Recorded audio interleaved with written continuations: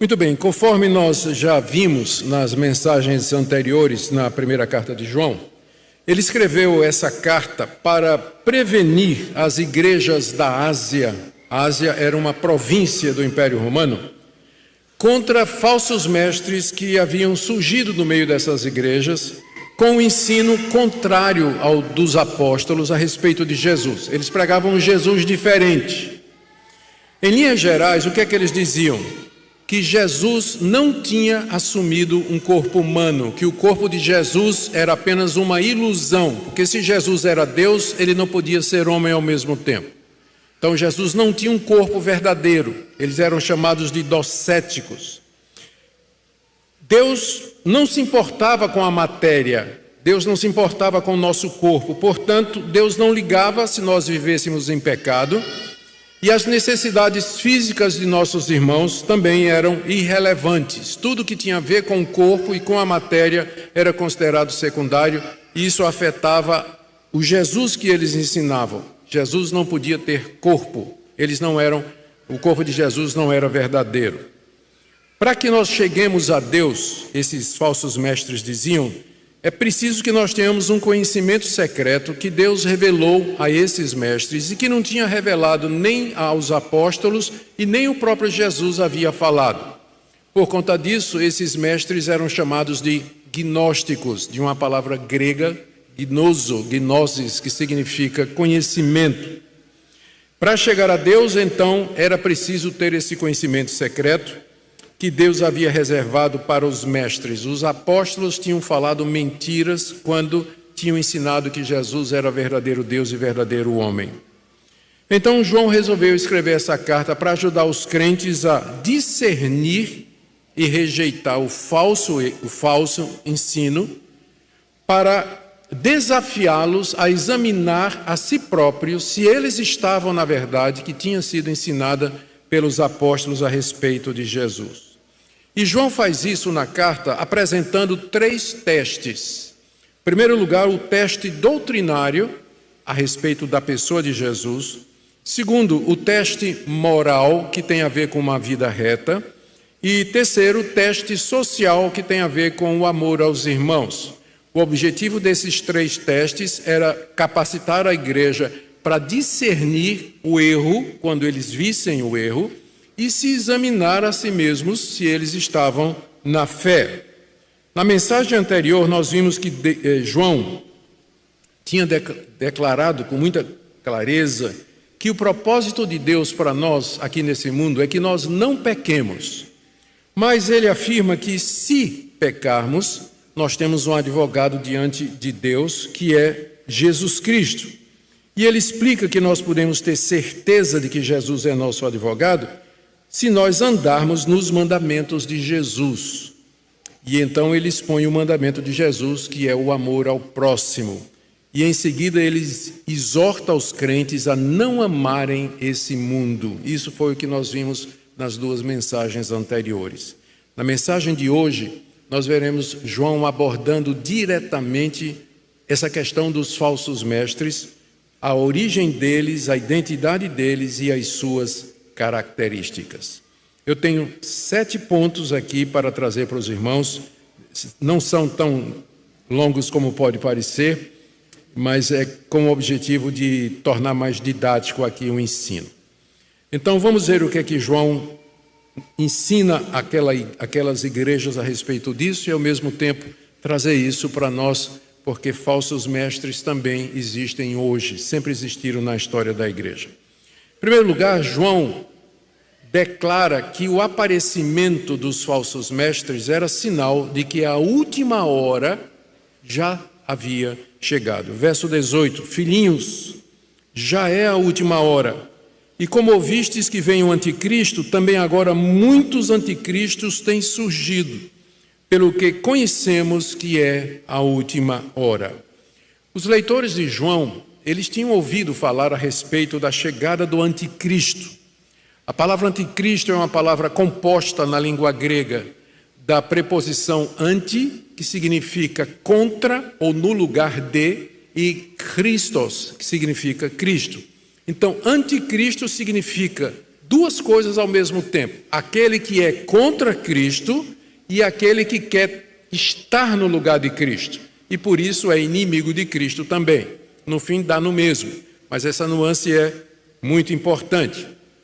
O profeta Daniel tinha falado do abominável e da desolação. O Senhor Jesus falou dos falsos mestres que viriam no nome dele, negando a verdade e dizendo que eles eram o Cristo. Muitos dirão: eu sou o Cristo, e enganarão a muitos. Jesus ensinou isso aí. Então, os crentes lá da Ásia tinham ouvido de que o anticristo haveria de chegar.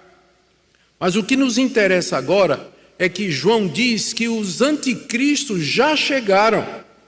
Eles já estão presentes, eles são uma manifestação do anticristo. E eles estavam atuando nos seus dias.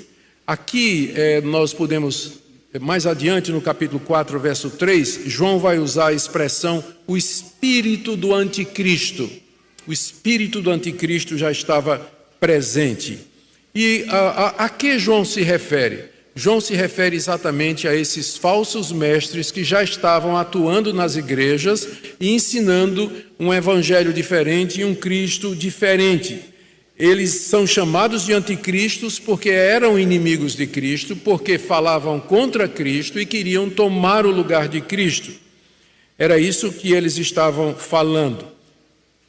O surgimento deles era indício para João que a última hora havia chegado. Última hora é a mesma coisa que final dos séculos, últimos dias, últimos tempos. São expressões que aparecem no Novo Testamento para indicar esse tempo entre a primeira vinda de Cristo e a segunda vinda de Cristo. A última hora já badalou a última hora desde o dia de Pentecostes. Nós já estamos vivendo a última hora.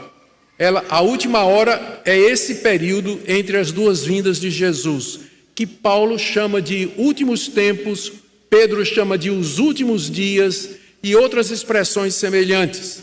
Essas expressões querem dizer que essa é a última fase do plano de Deus. A última fase do plano da salvação começou com a morte e ressurreição de Cristo, o derramamento do Espírito Santo. Agora Deus está chamando o seu povo, a sua igreja, nós vivemos nessa época, que vai terminar com a vinda do Senhor Jesus.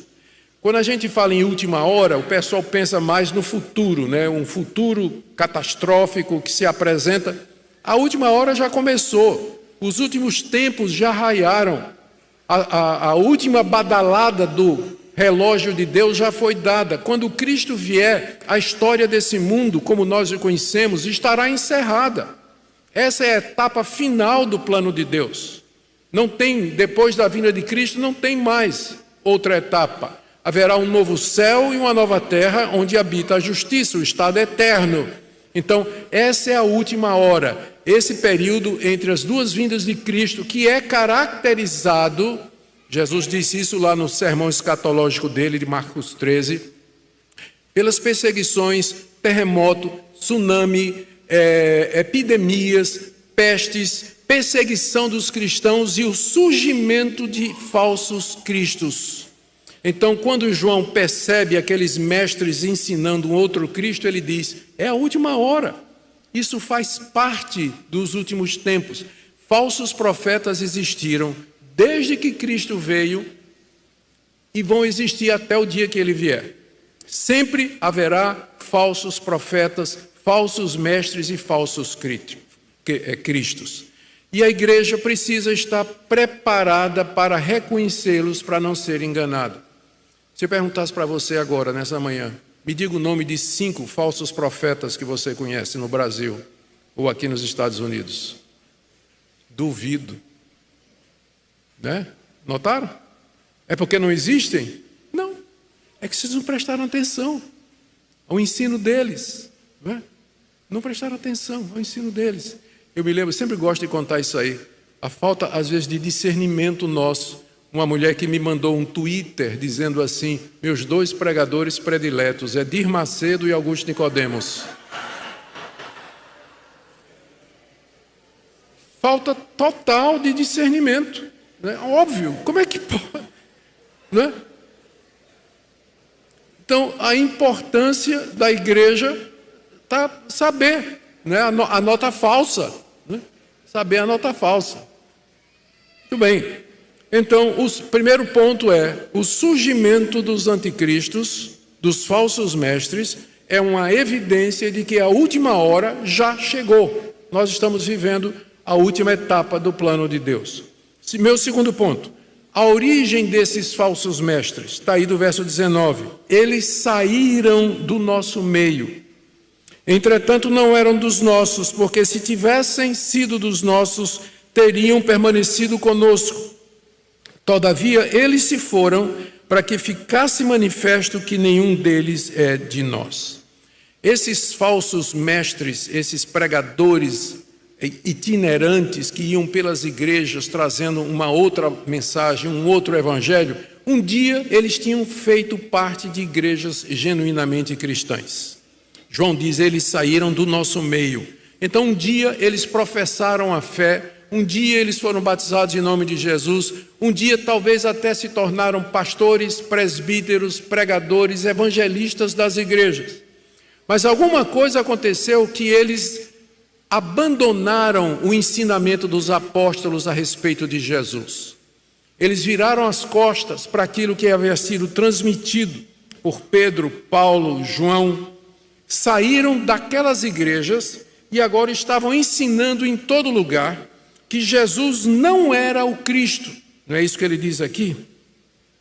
Jesus não era o Cristo. Saíram do nosso meio, entretanto não eram dos nossos. A conclusão de João é que se eles fossem crentes de verdade, eles não teriam abandonado a comunhão dos santos. Eu não me refiro a uma igreja local, porque às vezes por motivos vários, você sai de uma igreja e vai para outra.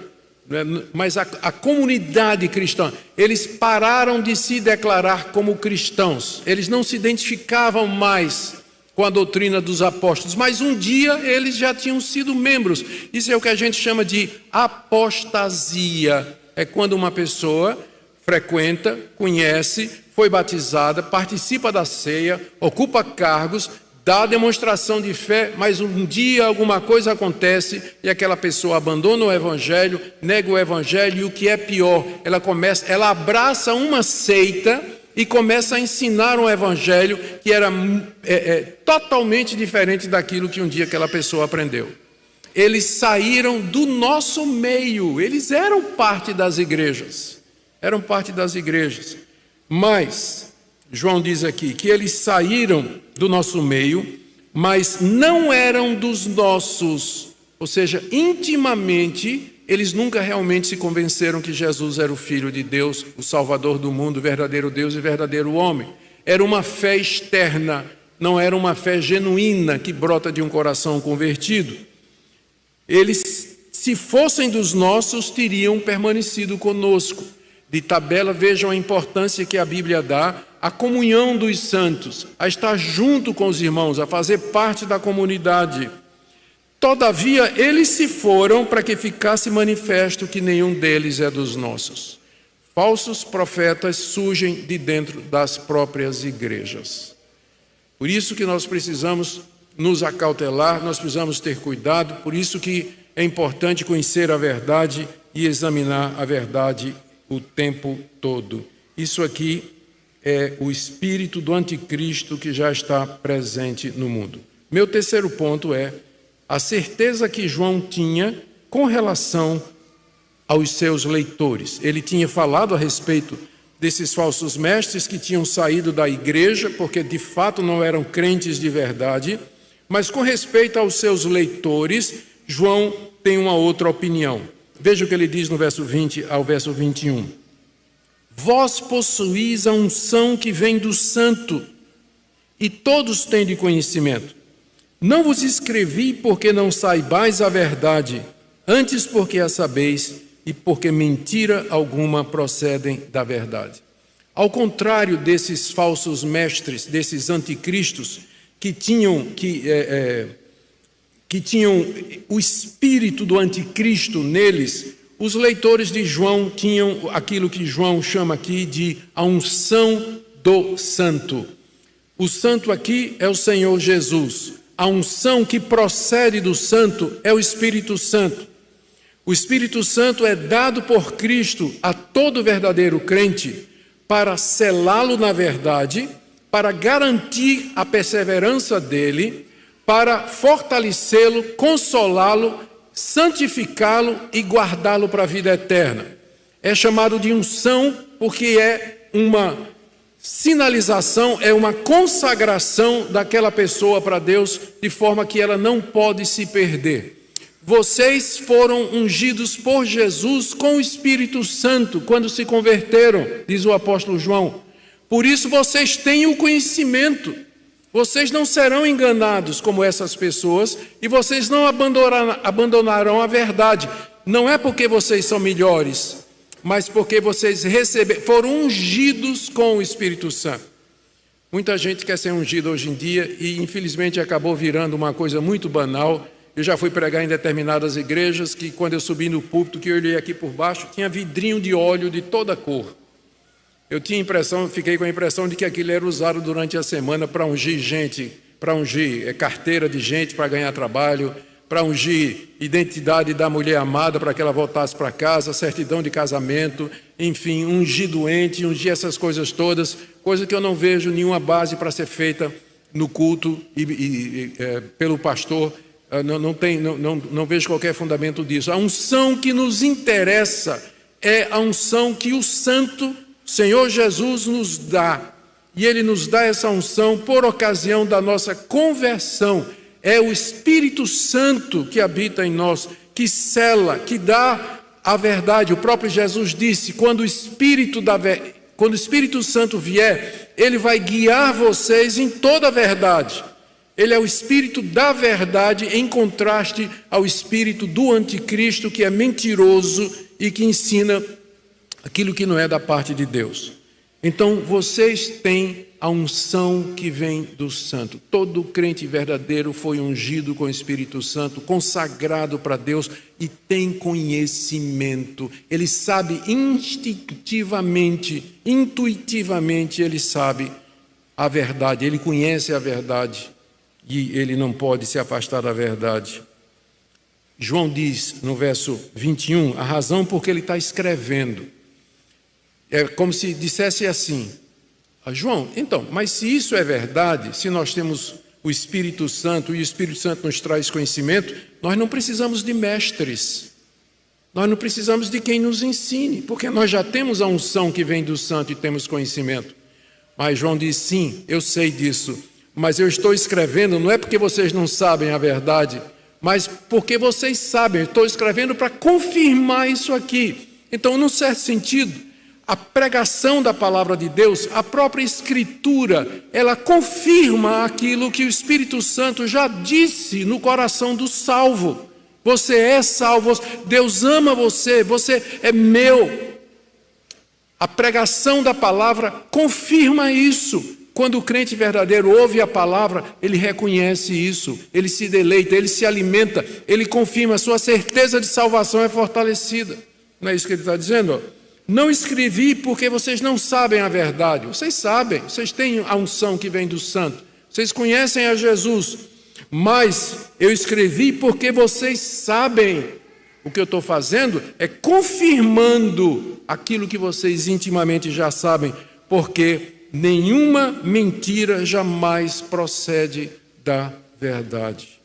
Seja a verdade de Deus que está no coração de vocês, ela não vai produzir a mentira para que vocês se apostatem e vocês saiam do meio do povo de Deus, porque vocês têm a unção do Santo. Eu sei disso, eu estou escrevendo somente para confirmar isso aqui. Essa é a razão pela qual a Bíblia foi escrita, porque através dela nós temos conhecimento da verdade, confirmação, consolação na verdade que Deus já nos ensinou. Quarto lugar, João entra agora com teste doutrinário. Lembra que eu falei no início que ele coloca vários testes para que a igreja pudesse reconhecer os falsos profetas e examinar a si mesmo? Olha o teste que ele coloca aqui sobre a pessoa de Jesus, no verso 22 a 23. Quem é o mentiroso, senão aquele que nega que Jesus é o Cristo? Esse é o anticristo que nega o Pai e nega o Filho. Todo aquele que nega o Filho, esse não tem o Pai. E aquele que confessa o Filho tem igualmente o Pai. Aqui João coloca um critério para nós sabermos quem é o verdadeiro profeta, quem é o verdadeiro mestre, quem é aquele que traz de fato a palavra de Deus. E esse teste, centra na pessoa de Jesus. Os falsos mestres, eles negavam que Jesus era o Cristo. E eles diziam que os apóstolos eram mentirosos, porque os apóstolos diziam que Jesus era verdadeiro Deus e verdadeiro homem. É só você ler os evangelhos, ler o livro de Atos, ler as cartas de Paulo. A afirmação é clara: Jesus é o Filho de Deus e ele é verdadeiro homem. Ele é verdadeiro homem.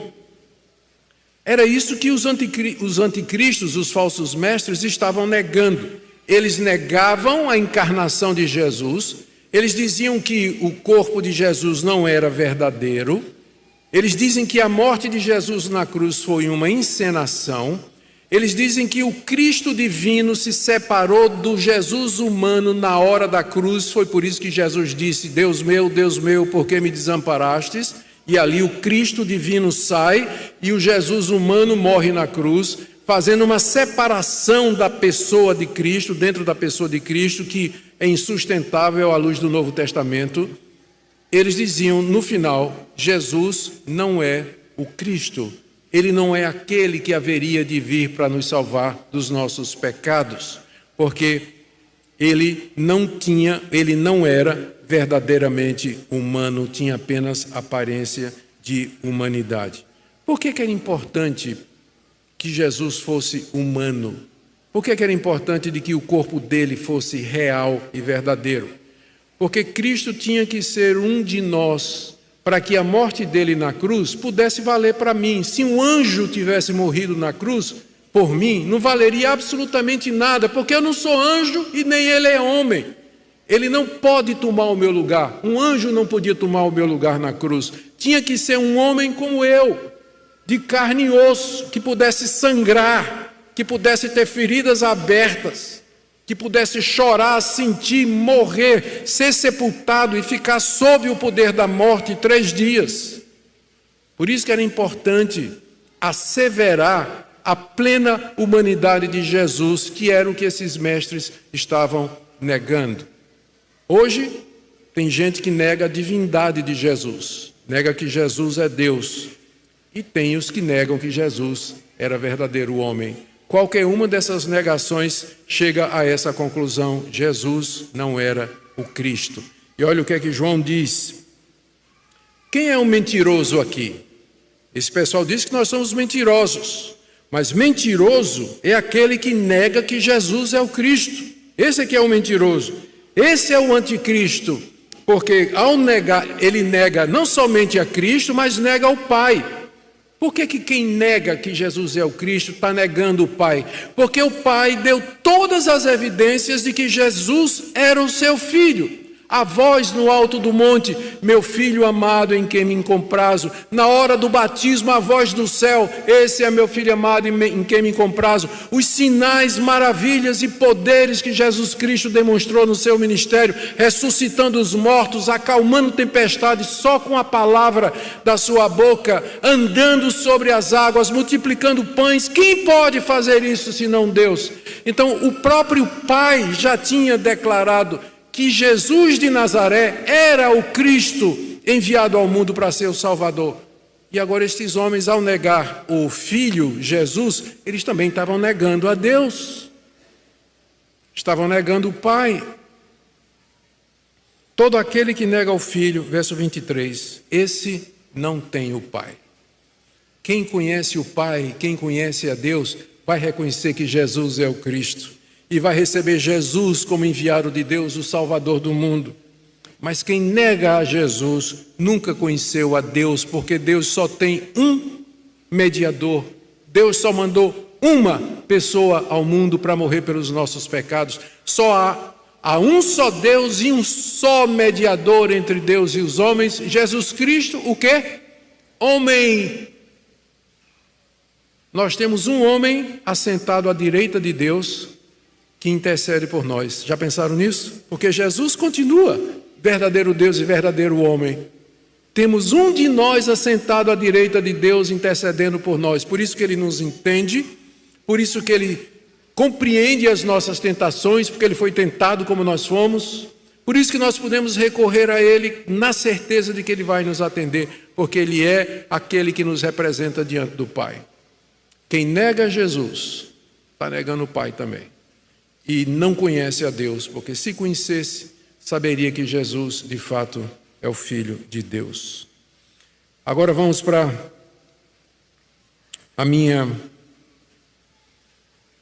meu quinto ponto, que está aí no verso 24 até o verso 26. João, então, faz uma exortação para eles, de que eles permanecessem naquilo que eles tinham aprendido a respeito de Jesus. Permaneça, verso 24, permaneça em vós o que ouvistes desde o princípio, quando lá o Evangelho foi pregado a vocês. Se em vós permanecer o que desde o princípio ouviram, desde o início da vida cristã de vocês, vocês ouviram isso, que Jesus é o Cristo. Se em vocês permanecer isso, também vocês vão permanecer no Filho e no Pai. E essa é a promessa que Ele mesmo nos fez, a vida eterna. E isso que eu acabo de escrever é acerca dos que vos procuram enganar. Como eu disse, João disse que não estava escrevendo porque eles não conheciam a verdade. João estava escrevendo porque eles conheciam a verdade. O alvo de João era fortalecê-los e permanecer naquela verdade que eles já sabiam, porque eles tinham recebido a unção do Santo. Então ele diz, permaneça em vocês o que vocês aprenderam desde o início. Quando o Evangelho chegou até vocês, vocês creram que Jesus é o Filho de Deus. Permaneçam nessa verdade. Essa é a verdade. Não se deixem afastar disso aí. Porque se vocês permanecerem nessa verdade, vocês vão ter comunhão com Deus e com seu Filho Jesus Cristo.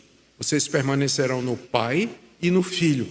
E olha só, qual é a promessa que Deus fez para quem vive e permanece em comunhão com Ele? Verso 25. Essa é a promessa que Ele mesmo nos fez, a vida eterna. Não tem outro caminho para a vida eterna. Ou é a vida eterna ou o sofrimento eterno no inferno.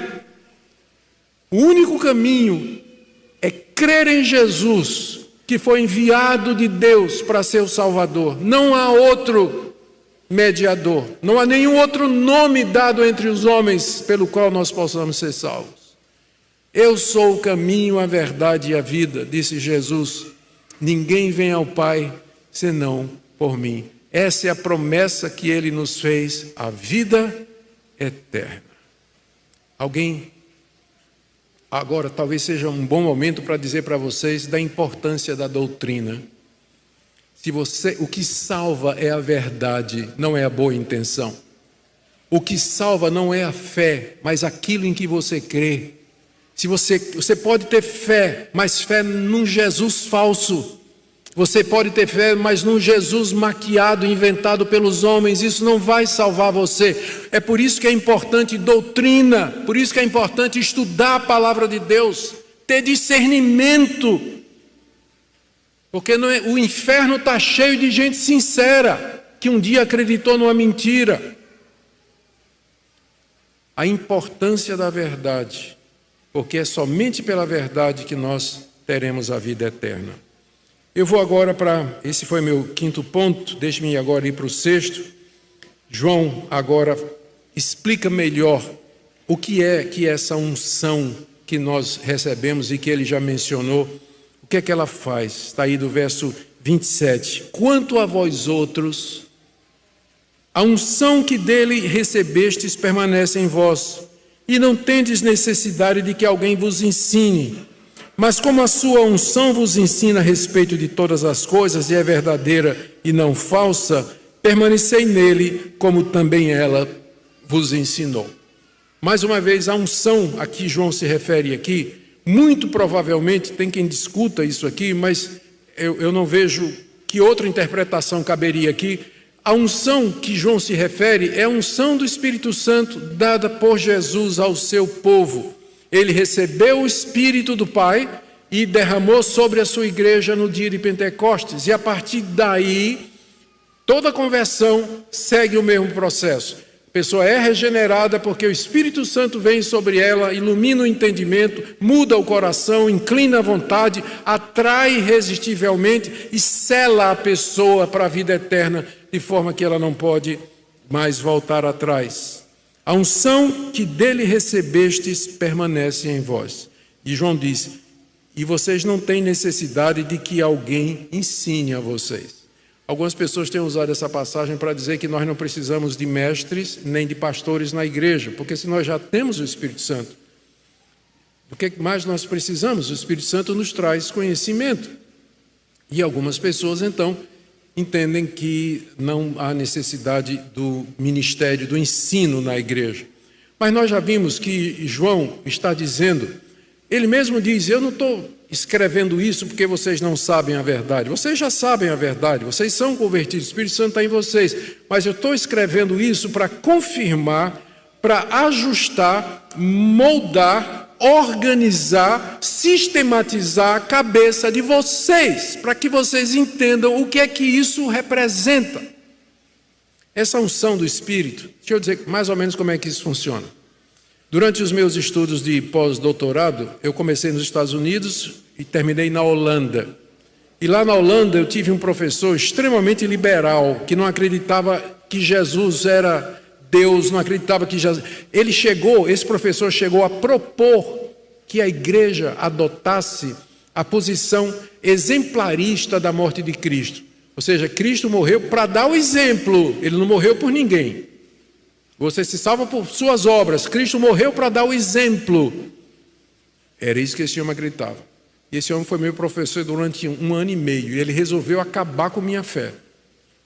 Ele me deu uma pilha de livros de teólogos alemães liberais para eu ler e escrever 4 papers que eu tinha que escrever. E eu comecei a ler os liberais, esse pessoal que não acredita em Deus, e aí minha fé foi sendo minada. E eu percebi que à medida que eu estava lendo, eu dizia: epa, isso aqui parece fazer sentido. Gente, chegou uma época que eu não conseguia nem orar mais. Eu não tinha certeza tanta de quem estava do outro lado. Eu me ajoelhava para orar e só chorava. Só chorava. Não conseguia orar. Apesar de que lá dentro eu também não conseguia abandonar Deus. Não conseguia. Como se eu tivesse uma convicção íntima lá dentro de que eu era de Deus. A minha mente é que estava bagunçada. Finalmente eu resolvi telefonar para o meu professor aqui nos Estados Unidos, Moisés Silva. Até hoje ele é editor da Zondervan. Ele é um cubano naturalizado brasileiro, sabe tudo sobre tudo de teologia. Foi quem orientou minha tese de doutorado aqui. Eu liguei para ele desesperado: doutor Silva, eu estou orando para o senhor, é mais como uma ovelha do que como um aluno. Eu estou aqui pronto a perder minha fé. Eu estou pronto a abandonar, eu não creio mais em nada. Ele disse: mas o que foi? Eu disse: olha, o fulano de tal disse isso. Ele deu uma risada do outro lado e disse: anota aí. Aí me deu uma lista de artigos, de livros, e disseram: esses artigos respondem o que é esses outros que você leu, e são escritos por pessoas com a mesma preparo, e só que crentes. Leia isso aí. E eu li aquilo ali, e à medida que ia lendo, a coisa foi encaixando, né, na cabeça. Quer dizer, a unção estava lá, mas ela precisava formatar, ela precisava de entendimento. João sabe que a gente escreve. Sim, eu saí crente de lá, não é? Eu escapei de ser ateu por isso aqui, né? Eu saí crente, cicatrizado, né, marcado pelas lutas dessa batalha, mas mais firme do que nunca, porque eu conheci o argumento desse pessoal. Ou seja, a minha mente precisava ser posta na direção certa. É isso que João está dizendo aqui. Vocês já têm a unção. Vocês não precisam de alguém que ensine a vocês que Jesus é o Cristo. No íntimo vocês sabem disso. Mas vocês precisam de alguém que chegue e diga isso aqui que João está dizendo. Olha, quem nega a encarnação é anticristo, está errado. Ele precisa ser homem para poder morrer na cruz. Você não pode negar uma Você não pode negar a natureza de Cristo ou qualquer uma das duas naturezas de Cristo, sem que com isso você negue o Cristo todo. Então a minha mente precisa de orientação. Eu sei que muita gente quer depender somente daquela intuição, daquela experiência de conversão, mas às vezes se você não tem o preparo teológico, doutrinário, você não vai conseguir resistir ao argumento do falso profeta. E você vai ficar no mínimo confuso. Vai sair da igreja não é porque você não creia, mas que agora você não sabe que voz você vai ouvir. Que voz você vai ouvir? A sua unção vos ensina a respeito de todas as coisas. E ele termina aqui no verso 28 e 29, é meu 7º ponto, falando sobre a confiança que nós temos diante da vinda de Cristo. Filhinhos, agora, pois, o pois aqui introduz a conclusão, né? Depois de toda essa argumentação, ele agora vai concluir. Ele diz, filhinhos, pois, permanecei nele, permaneça no Cristo, verdadeiro Deus e verdadeiro homem, para que quando ele se manifestar, está se referindo à vinda de Cristo em glória, ainda futura, fechando a última hora, quando ele se manifestar, tenhamos confiança. Ou seja, venha, Senhor Jesus, porque eu estou confiante de que o Senhor vai me receber, porque eu creio no Senhor, eu creio na tua revelação, pode vir, eu estou confiante. Quem não estiver confiante, como é que estará? Para que tenhamos confiança e dele não nos afastemos envergonhados na sua vinda. Jesus chegou, meu Deus,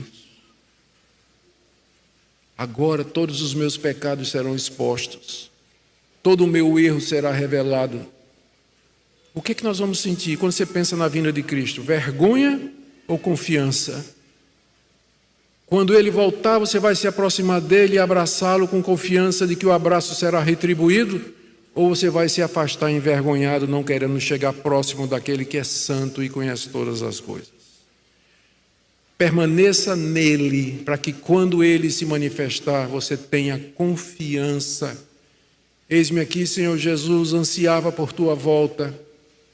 Eis aqui o teu servo. Os ímpios serão afastados envergonhados. Como é que eu sei que eu estou entre esses? Como é que eu sei que eu estou entre esses que vão receber o Senhor Jesus com confiança? Verso 29. Se sabeis que ele é justo, Cristo é justo, reconhecei também que todo aquele que pratica a justiça é nascido dele. Teste moral. Lembra? Nós vimos o teste doutrinário, mas agora João já entra no teste moral, que é o início do capítulo 3, que nós veremos próximo domingo, se Deus quiser. Eu sei que eu sou dele, porque ele é justo e eu pratico a justiça. Prática da justiça não é a perfeição, mas é viver de acordo com os mandamentos de Cristo, dos quais o mais importante é o amor, teste social, que vem também no capítulo 3. Testes que são colocados para que a gente se assegure de que nós somos de fato do Senhor Jesus. Eu quero terminar com algumas aplicações aqui. Em primeiro lugar, eu queria trazer uma palavra à guisa de conclusão, para talvez alguém que esteja aqui nessa manhã ou nos acompanhando pela transmissão e que sempre pensou que todas as religiões são boas e que elas levam a Deus, o que basta é ter o coração bom e sinceridade. Se toda religião fosse boa e levasse a Deus, por que João está tendo esse perrengue todo aqui? Por que esse trabalho todo? Por que essa indignação? Por que chamar esses pregadores de anticristos e mentirosos e filhos do diabo que não praticam a justiça? João não viu isso aqui apenas como uma interpretação diferente de Jesus. João não tinha nada de ecumênico, não é? Do tipo assim, não, você está interpretando Jesus dessa maneira, eu interpreto Jesus dessa outra forma. Cada um interpreta como quer, está tudo bem, no fim vai todo mundo ser salvo. Não é isso que a Bíblia ensina. Existe a verdade, existe o erro.